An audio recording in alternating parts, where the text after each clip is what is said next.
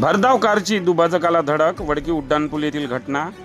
काश्मीर ते कन्याकुमारी राष्ट्रीय महामार्ग क्रमांक 44 हा अत्यंत महत्त्वाचा मानला जाणाऱ्या महामार्गावर अपघाताची मालिका थांबण्याचे नाव घेत नाही। या महामार्गावर दिवसेंदिवस अपघाताचे प्रमाण वाढले आहे। हैदराबाद येथून नागपूरच्या दिशेने जाणाऱ्या एका स्विफ्ट डिझायर कारची दुभाजकाला जोराची धडक बसून भीषण अपघात झाला। ही घटना राष्ट्रीय महामार्ग क्रमांक 44 वर आज सोमवार दिनांक 7 जुलै रोजी सकाळी 10:30च्या दरम्यान वडकी उड्डाणपुलावर घडली। सुदैवाने या अपघातात कारची एअरबॅग खुलल्याने कुठलीही जीवितहानी झाली नसून मात्र चालकाला किरकोळ मार लागला आहे। हैदराबाद येथील आदिल अहमद वय 35 वर्ष हे TS13 EJ0601 या क्रमांकाच्या स्विफ्ट डिझायर कारने नागपूरच्या दिशेने जात होते। दरम्यान वडकी गावाजवळ असलेल्या उड्डाणपुलावर त्यांचे वाहनावरील नियंत्रण सुटल्याने कारने महामार्गालगत असलेल्या दुभाजकाला जोराची धडक दिली।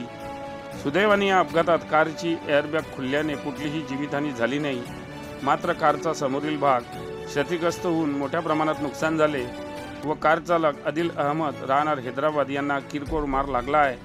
अपघाताची माहिती मिळताच घटनास्थळी महामार्गाची चमू त्वरित दाखल होऊन महामार्गावरील अपघातग्रस्त वाहन बाजूला केले व वाहतूक सुरळीत केली।